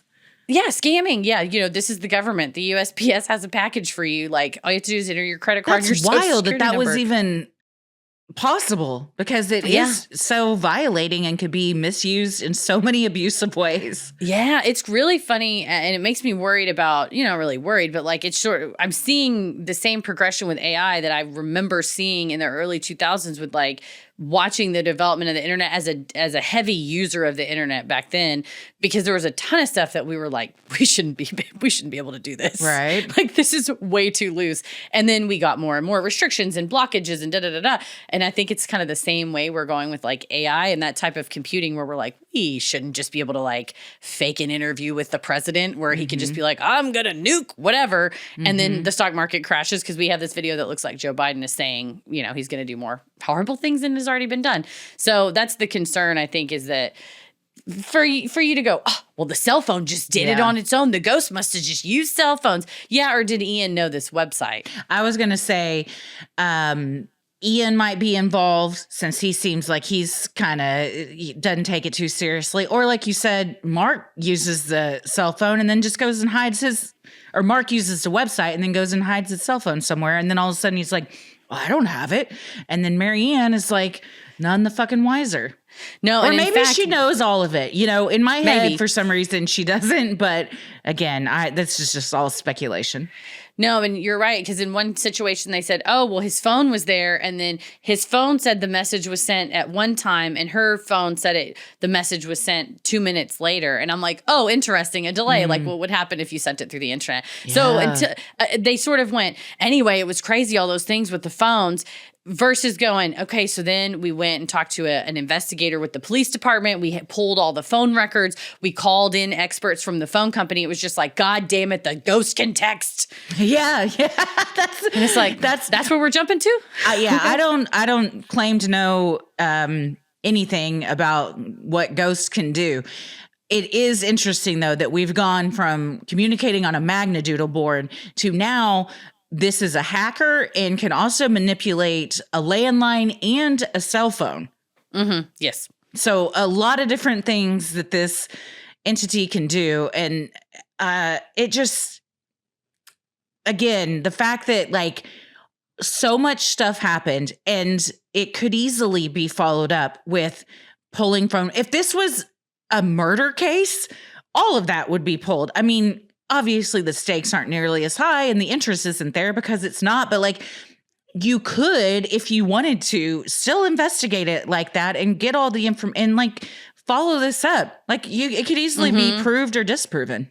Yeah, no, that's what it feels like is again, we've been spoiled by the Ghost Guild and by now our opinion of stuff of like these things are possible, but we believe so much that we want like real evidence and not, well, I'll just take whatever delusion you want to feed me and go, well, it must be texting me now. In addition to other automated calls saying things like, hello and sorry, Mary Ann also received texts from the poltergeist, supposedly using Mark's phone. One message read, get you, bitch. Though bitch was misspelled, missing the T. The couple claimed to have taken the battery out of Mark's phone, but Mary Ann still received another text 2 minutes later, reading, you're dead. Again, you don't have to have a phone on to send a text in the early 2000s, in my experience. So when they were like, the battery was out, it was impossible. I'm like, okay, again, did you check the actual, not just your phone bill, but you call the phone company and go, I need you to trace this text message. No, it's just like she received it. So it must have been the Pope. Mm-hmm. Yeah. A lot of everyone taking things at people's word. As the name calling and threatening text messages increased, Mark and Mary Ann started turning off all their electronic devices at night. The alleged paranormal events had started when new electrical devices had been introduced into the home, so it stood to reason they may stop if turned off. Slowly, the terrifying events tapered off, eventually disappearing altogether. And that's the interesting thing. They're like, turn off your phone and now it's done. We have a healthy nighttime routine where we turn all of electronics out, and you're like, yeah, I'm sure you do sleep Honestly, a lot better. You should. Yeah. Cut out screen time before bed. It really struck me that it ended a bit with a whimper than a bang. You know, not that I want like, and then the house caught fire and everyone, I don't want that at all. Let me just be clear. But that it was like, well, they decided to turn things off. And one weird thing kind of happened at work where some plates moved around. But other than that, that was it. Anyway, we wrote this book. I was like, wait, what? Yeah. It definitely, I was like, oh, it's over? Like there wasn't, we had a exorcism or there was a big, cleansing. I mean, they did do some sage cleansing and stuff, but that it was all tied to just these electronic devices when that isn't everything they reported. No. I mean, yeah. What about Ratty? What do we call him? The Stabby Rabby? What about Stabby Rabby? What about Rabby's Tigger? still around. What about the furniture being? The Madamadoodle? You can't turn that off. No, Stabby Rabby and Tigger went to Stuffy jail for aggravated assault with a deadly. You can't come at somebody with a knife. That counts. No, but you're right. I guess it just all. Or do you say? Well, I'll save it for. So what do we think? But yes, apparently you just turn it off. Turn it off again. Just keep it off. Darren and Michael set about writing a book to document their experiences. Mark and Marianne requested their names not be used, so the pseudonyms were used instead. Their real names were only revealed once in a magazine article. However, because of their request, the book maintains their anonymity. Wanting to ensure their work was airtight, Darren contacted noted paranormal investigator Guy Lyon Playfair of the Society for Psychical Research, or SPR, to review the findings. Playfair had investigated the Enfield poltergeist, a famous case from the 1970s. Playfair provided an introduction for the book, in which he called it a welcome addition to the literature on one of the most bewildering phenomena we are ever likely to come across. Darren and Michael's book, The South Shields Poltergeist, was originally published in 2008. An updated version in 2010 included an introduction by Alan Murdy, a barrister and ghost investigator for the College of Psychic Studies. Murdy inspected the case files and data, including the over 450 photographs and other evidence. In his preface for the book, Murdy stated that the supporting evidence here matches or exceeds the evidence accumulated in many civil and criminal proceedings. Spurred by other developments in the poltergeist research field, Murdy concluded that genuine psychokinetic incidents occurred at Lock Street, just as the authors described them. Well, how do you feel about being compared to civil and criminal proceedings? I'll say, first of all, nice to meet you, Mr. Murdy. It's not often I find somebody who's also a lawyer and a ghost hunter. So I'd like to say, tip my hat to you. How do you do? Here's the thing. A lot of cases have a lot of evidence. A lot of evidence doesn't necessarily mean it is high quality evidence. Mm-hmm. So he says again, let's be sticklers about it, that the evidence here matches or exceeds the evidence accumulated in many civil or criminal proceedings. Mm-hmm. So just because you took pictures of a bunny sitting in a chair, 450 pictures of, a bunny sitting in a chair, 13 pictures of these magnadoodles, whatever, the figurine at the top of the stairs when it's normally on the bookshelf or whatever. Okay, super duper. I've got a detached horse's head in my office right now, a big old blue horse's head. Mm-hmm. And it's like if I moved it, I can't take a picture and go, this horse's head has moved to the ground and there's a photo of it. It's not saying things in the way that I think Alan Murdy is thinking that it's saying things. And, I'm not an investigator for the College of Psychic Studies, so maybe he knows better than me. But I would caution anyone to say there's so much quantity of evidence versus a quality of evidence. Alec Murdaugh had a ton, speaking of which, I think we'll talk about him a little bit more next week as well. I've been like, it's Murdaugh all over again. But Alec Murdaugh had a ton of what he thought would be helpful evidence to himself.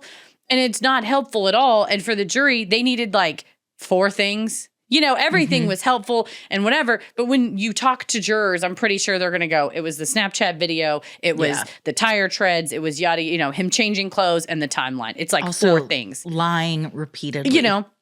Then he lied to our face 6 times and had to come back and go, listen, I lied earlier. I didn't mean it. But so just because his attorneys, Alec Murdaugh's attorneys, are going to put in a fucking wheelbarrow full of papers, the papers don't say, that doesn't necessarily mean he's innocent. That just means they made a lot of copies of stuff. I don't know. Like you said, quality over quantity for sure. Certainly. In August of 2023, the Journal of the Society for Psychical Research published their findings after reviewing the case. In it, the authors concluded that while there may have been some anomalous phenomena at first, Mark's anxious state could have caused him to Unconsciously and later consciously produce an imitative array of events to sustain the incidents of the supposed haunting. The review suggested that this could explain why data in this case, particularly relating to Mark, resembled data from other cases where people fabricated stories of paranormal activity. And they it's an interesting report. We have it linked here, and it's cool that it came out in like the last couple years, but they have a kind of a matrix of different types of, I'm trying to think of the right way to say it, because they put it in very esoteric and kind of academic language, which is great because that's what you want when someone's really going to like look into this. And the parallels they draw were like certain things he described are similar to other incidents where people like completely made it up. And then other things he described are similar to certain incidents where people were asked, hey, make up a fake story about a person being haunted. And so it has these certain similar elements. And then a portion of it was similar to, again, nobody has said there's definitely a poltergeist. But in cases like we said, where you go, something unexplained happened here. We're still trying to explain it. We're looking into it. We don't know. And so 2 out of 3 being, this is similar to this kind of made up thing, and this is similar to this kind of made up thing. I was like, this was not like the whole, well, we have been vindicated. Like the Society of Psychical Research said we are perfect geniuses, and this was amazing. It goes through and it says there's evidence that this is not explained, but something that we can't look away from is the handwriting analysis. And the fact that it was his handwriting, and then also some of the things that he described sort of fit the mold for making it up. Yeah, and he also admitted to making at least one thing At least part of it. He of course, he backtracked, but was that true? Or, that's the thing. When you lie, people don't know what they can trust anymore. So just always tell the truth, because even if you lie to Marianne, well, one, now you've lied to her, and so you got to retrace your steps and then tell a different story to the investigators. Well, now I'm like, I don't know which one's the truth, because you've shown that you can lie. So I don't know if I can believe anything you're saying. Yeah, especially when he so quickly was like, oh, no, that wasn't the ghost. That was me. And then later on to then say, well, actually, it was the ghost. It wasn't me.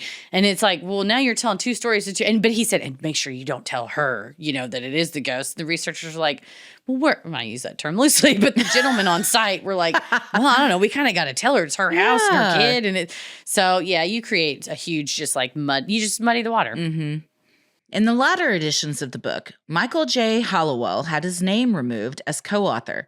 The author's note in the 2024 edition of the book explains that Michael retired from paranormal investigations due to ill health, and he asked for his name to be removed from the book due to a change in religious faith around 2014. Darren respected his decision and is now listed as the only author. The author's note from Darren explains the authorship change, saying, Michael decided for reasons that were pertinent to him that he no longer wanted to share the byline. It is as simple as that, and it is a decision that I accept and respect. Well, this is an interesting development.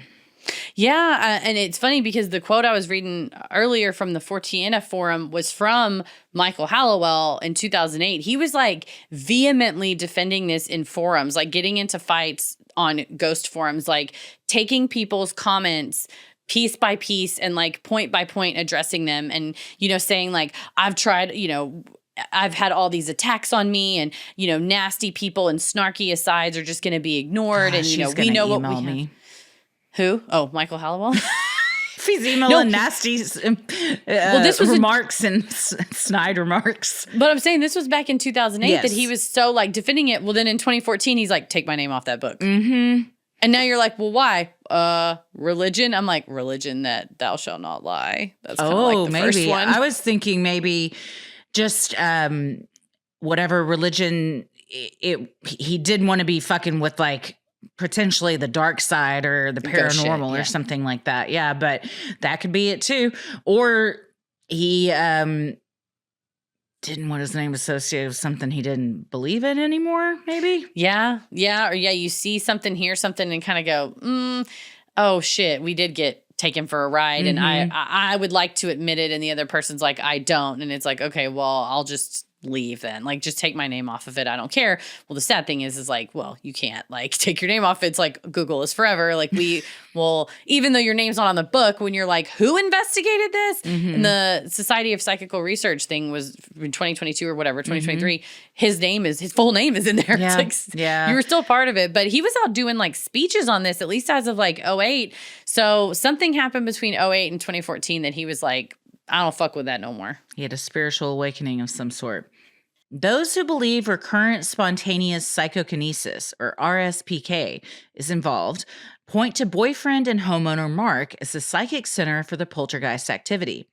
In this theory, the Polt is a form of negative energy feeding on the family, generated subconsciously by Mark. He would not be aware that he was generating the activity and would not be able to control the energy. The incidents would not have been caused by a sentient source, but rather by bursts of psychic energy from Mark's mind. Initially, Hallowell believed Sammy was what he likes to call a quasi-corporeal companion, or QCC, a term he prefers to imaginary friend.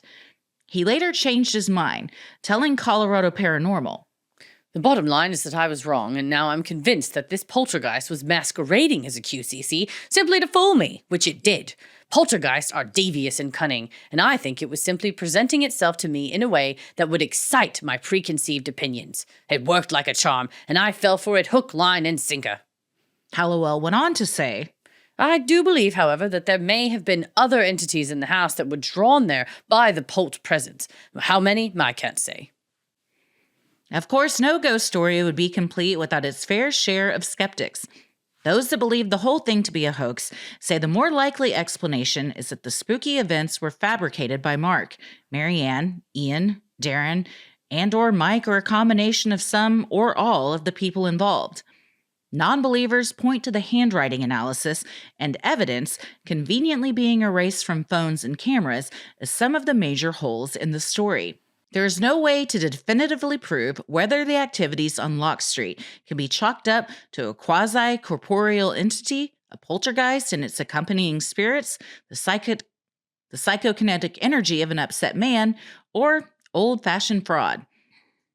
With the extensive case files and data supporting the account of anomalous events, many are willing to call the South Shields case the most likely paranormal event of the modern day. Darren Ritson's files are backed by the accumulated videotape footage, recorded interviews, audio tape recordings, and over 500 digital still photographs of displaced objects, cuts, scratches, and other phenomena. He has made the files and data available for independent third-party verification, which has been reviewed by Alan Murdy and Guy Lyon Playfair. Darren Ritson and Mike Hallowell, the two researchers who documented the South Shields poltergeist firsthand, wrote in their book that they had no interest in converting skeptics who doubt what happened at the little house on Locke Street. Rather, they said, "People will simply have to make up their own minds on the basis of the evidence." Well, on that note, so what do we think? Well, that's exactly the kind of thing you say to a jury. Of like, you just make your own mind up. We have more evidence than they do. And it's like, all right, well, yeah, but they have like the best evidence. Though. Like they have like facts and stuff. Yeah, really, honestly, this bummed me out. Like, I hate to say, the episode was fun. I always have fun having an episode with you. Yeah. And I'm super glad we looked at it because it's one of those that I've like heard in the background and stuff like that. And as you and I get more into legitimate paranormal investigation, I think as it looking into anomalous entities of all ilk, whether it's this Rear Admiral on NBC talking about there are underwater submersible objects that I worked there. I was the main weather guy for NOAA, and I like know for a fact that's there, and they just don't want to tell you about it. You know, when we're getting into a place where we as a society are moving towards, like the Vatican created parameters on what to do if you have paranormal interactions, like in the church, like it's something that we're all looking to look into and investigate. I think the more we do that, the harder we have to be on the evidence and really vet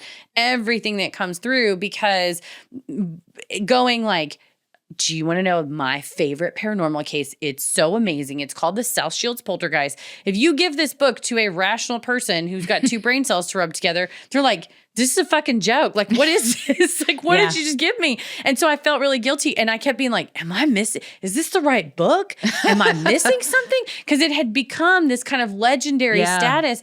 And anytime something kind of grows to that legendary status, you got to go, let's take the clothes off, look at just the bones here. And it's just like, oh, there's nothing, like, I won't say there's nothing there, but them really hanging their hat on this, like, there's footage of this water bottle. Here's a still image of it. There's footage of the chair moving. Here's a still image of it. And to kind of like sit on it and hold it because maybe you want to make a documentary, it makes everybody think that you're money grubbing liars. You know, you might not be money grubbing liars, but it certainly makes you look like that to go, well, I have very, very good evidence, but I'm not going to show you until I have a book deal and get money from it. And to be fair, we get paid doing paranormal shit all the time. But if I had like a legitimate, I'd put that shit on a billboard. Oh yeah. Yeah. I'd go live right now on TikTok. Yeah. I mean, it's, and also, Mark and Marianne or whoever they really are, I mean, they could also debunk They're welcome it. to come I mean, forward. they've got the evidence too. I hope that they have copies of it. But what makes, I also was very surprised that this is so revered in the paranormal world. And maybe we'll hear from people that like, honestly, now it's not so much because, you know, things have come out more. But for being like, this is one of the best cases for paranormal proof, there's really not a lot of proof. It's a lot of talk and a lot of diary entries and you know, their story, but there's not actual proof of anything. But what I see kind of is proven throughout, and some might say, well, it wasn't him, it was the poltergeist. It seems to me like Mark is kind of pulling one over on everybody, maybe with the help of Ian, and Marianne's kind of, you know, the victim in all of this. And if that is the case, and she really does think her child is in danger, she's in danger, her, you know, I mean, that's really sad. And that is, you know, abusive. Like that's spiritual abuse. And, you know, something like this, any type of something where you instill fear and paranoia in somebody and you're lying and gaslighting them, then, you know, there's a lot of red flags there. Again, terrorism. I'm going on record saying I don't know that that's what happened. That's just speculation. But maybe again, because we have been doing this a long time and I do see things through a different lens now, that's kind of where, unfortunately, and maybe sadly, my mind goes first, is that like this woman was kind of being taken advantage of in her own home, as was this child. Yeah, for right. the sake At the end of the day. Perhaps a mentally unwell person, perhaps someone that is just wants attention, and this is the way to go about getting it, in their opinion. But I think Marianne might not know what really went on, and Robert's 3, so I take him out of the equation entirely. He can't be responsible for anything, but he definitely was used as part of the story, which is sad. If you know, if it was true or not true, I never want a kid getting, you know, victimized in some way. No, you don't want his dresser to be dumped on him or have him ghost like, live in or any kind of fear. Non-ghost. It sucks. You don't want to be, don't have your kid asleep in a bed and then you start putting dresser drawers full of shit on top of them. Like that's just not something, I mean, obviously we don't even have to like explain why you shouldn't do that, right? No, yeah, like, let's not do that. Don't put knives in a kid's room with the stuffy. Like, come on now. Yeah, you're right. I think the reason why, and I think your gut instinct is right too with Marianne, is like her and her mom are kind of the reason why these investigators got called in. And would a person, I think we maybe are like wanting a mom not to manipulate their kid, like be like, surely she must have been tricked into having her kid be a part of this. She was not an unscrupulous person who was like, yeah, let's like tell him that the man is waiting for him in his closet. And then when the investigators get over here, they'll be like, the man's in my closet. You know, hopefully it was, well, what do you mean you heard a sound? And maybe Mark is knocking on the door to make Robert afraid. You know, that's horrible. It's horrible, yeah. But regardless, when there's a kid involved, it makes you sad. And even her, like, if he's going on websites and like, oh, I'm going to plug in this text message, it's going to send her that says, die, bitch. And then, you know, I mean, that's awful. That's abuse. And you would go to court for something like that. No, truly. And going, oh, well, it was a ghost versus it was an anonymous person. It still instills like fear into them. And another one of the incidents, Mark goes, well, I was just walking past her and I heard the ghost go, bitch, in my ear and call her a bitch. So then it's like, okay, well, now why are we all picking on her? You listen, motherfucker, we know you wrote on the Magnadoodles. Yeah. Okay. Anything else, you're done to me. But Michael, before his change of heart, wrote in that long, the several series of long comments on that forum. One of them is that he claimed he did show footage of the bottle to a lecture for the SPR as well as at a charity event. And then he said he was going to show it again at a paranormal fest called The Weird Weekend. So if anybody here has seen South Shields footage or again, has some bootleg from the back of the room or whatever, yeah. but all it It's a tells Freaky me Friday about these story right there. Oh, please. And like you said, you think he's going to email us. Fucking email me, man. Send me your shit, dude. Your shit is bunk. I haven't We'll seen have it. you It's on fake. the show. I'll let you have an hour on my show, but like, I'm not going to sit here and go, I read that book and boy, it was dramatic as fuck. And the evidence in it, especially the shit about the handwriting is crazy to me. It's just like, yeah. I also have a question that I don't think anybody addressed really throughout this whole thing. Like, did anyone check on Mark? Did anybody like maybe have him evaluated by a psychiatrist or because like a lot of these things that's going on could be because he's suffering from something. And with, credible investigations of any type, you cover all your bases. And I think that would definitely be one of them, whether he's mentally unwell or he's doing it for other reasons. Like either way, like I think you got to like get everybody in their mental health checked out. No, I think you're right. And having it and say, we're bringing in this third party person that doesn't know us, doesn't know, a neutral psychologist to do kind of like you would do if Alan or whatever his name is, Professor Murdy wants to go, it's just like a trial. Okay, well, what we do in trial is we have a neutral third party, somebody come in and do a mental evaluation. You might have experts come in and do a mental evaluation and then, analyze all the expert opinions. But they did say that he had some anxiety. They said, like I said, we put in there the meditation. He was meditating, which may have opened him up to poltergeist. He said his meditative rituals, which I don't know. They didn't really expound on that, but that could have opened him up to something. But, maybe he was having some problems and, this was a manifestation of those problems. In more way than one. Yeah. If it's like, they did say, the increase of his anxiety could have caused the psychokinesis to like pick up. I'm like, or he just picked up the Magnadoodle pen and wrote it. Yeah. And maybe his handwriting. Maybe he honestly didn't know he was doing it because he was having some kind of psychotic break or something. But that's why like all avenues should be explored, because if that's the case, he does need help. No, I agree. And the South Shields Poltergeist documentary that was like supposed to be coming, I never saw it. It looked to me like there was maybe a little bit of coverage on like a TV series where it would be like half of an episode where they talk about it, but it was a British show from like 12 years ago and I couldn't get a copy of it. So, we're going off of articles and interviews that these folks have done and then their book. But I'm like, make a fucking documentary yourself. Use iMovie.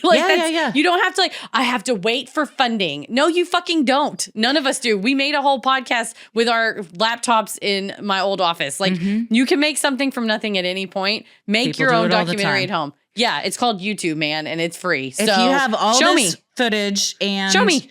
We got, the technology from 2006 to now is wildly different. You could put something together and put it up on YouTube for free and it goes viral and all, then people start knocking on your door or put even a little bit up, tease people. And then maybe you get somebody knocking at your door. It's like, well, we want to make a feature out of this. And then you can sell your footage if that's what you're concerned with. I would say if that's all you're holding out for is because you're trying to get a money deal out of it, then your heart isn't in the right place. And I would say that also is very telling about the investigation you conducted. Because if I was hoping to get a big movie deal or a book deal, I would definitely want it to seem like this really for sure happened and that we got a lot of cool stuff on film.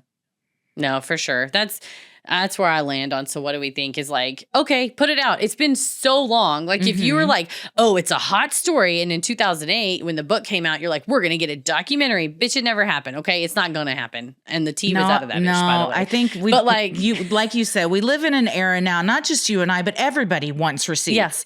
So if you've got them, show them.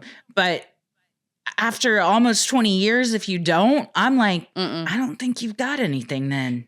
And one of the two guys was like, "Oh, I don't fuck with that no more. Take my name off of it." It gets me to. It's a was that Eddie Izzard? It's a scratch your beard moment. I'm just like, bit of a scratch your beard. Oh, interesting. So if you guys have any hot takes on South Shields Poltergeist, let us know because this felt like kind of like a this type of topic we would cover in like episodes like 13 to like 50. You know what I mean? This felt like an old school episode. So thank y'all. But if you do know of anybody like involved with this, or you have some kind of connection for real, send it in to sinisterhood.com/Freaky Friday. If you email it, it's much more likely to get lost in the shuffle. So use that form and it gets dumped into our Jot form and it's way easier. So, but yeah, I would love to hear of people talking about it or if you know of other people in, that area, maybe you're from that little part of England and you know what everyone thinks about it. Send it in. Scoop. Send the scoop. Do they call it the scoop over there? Oh, but once I learned that in Australia they don't say another shrimp on the Barbie. I don't know what the fuck I'm saying anyway. We can't pretend let like me know what you call lingo. the hot goss. Yeah, the hot goss lingo in the UK. We'll adopt it. That is crazy though, that since the 80s that has been a pretty common phrase. Put another shrimp on the Barbie. And then finally somebody was like, we call them prawns. We don't even call them that. We really don't. And if there's an American slang that you all say in an American accent, tell us. And then we'll tell you if we really say it or not. Wouldn't it be funny if they're like, oh, I'm an American. Yeehaw diddly. And it's like, no one says yeehaw diddly here. I bet shrimp. But the shrimp on the Barbie probably sounds like that to them where they're like, no, we never say that. That would be a fun Patreon segment of what people from other, even like states think that people, or sayings in other places, but especially countries. And then we can be like, no, we don't do that. So maybe we got to also send that into Freaky Friday and just title it weird sayings or something. I don't know. Yeah. And then we'll tell you if we really say those things or not. Yeah, we'll filter them out for you. That'll be fun to hear for sure. But also, like we say, you can make anything into a Southern saying with just a little bit of twang on it. Oh, certainly. Yeehaw diddly. I told him yeehaw diddly. I wasn't going to come down there again. She said yeehaw diddly. She's serious, y'all. She's serious. Oh my goodness. Well, I look forward to all these unhinged emails and submissions we'll be getting. I look forward to the angry email we're probably going to get from this guy. Just don't bother. I probably won't respond. Just kidding. I might, but I also might do a dramatic reading in a very bad British accent, a Dick Van Dyke style British accent on social media. So just keep that in mind before you hit send on the old email. Yeah, keep that in mind. I can't wait to hear that too. So I'm kind of hoping it happens. To the two loud Americans who know nothing. First of all, yeehaw diddly to you both. God damn. All of a sudden, the downloads in England are just tanked. Yeah. We didn't know how much weight this had. We love all of you across the pond. We do. As always, the devil rules the airwaves. Keep it creepy. This episode of Sinisterhood is made possible with the help of our amazing patrons. If you're interested in supporting the show, consider joining our Patreon. You'll get access to ad-free regular episodes, weekly bonus content, you're able to vote on episode topics, join our monthly live streams, and more. Keep it creepy. Mwahaha.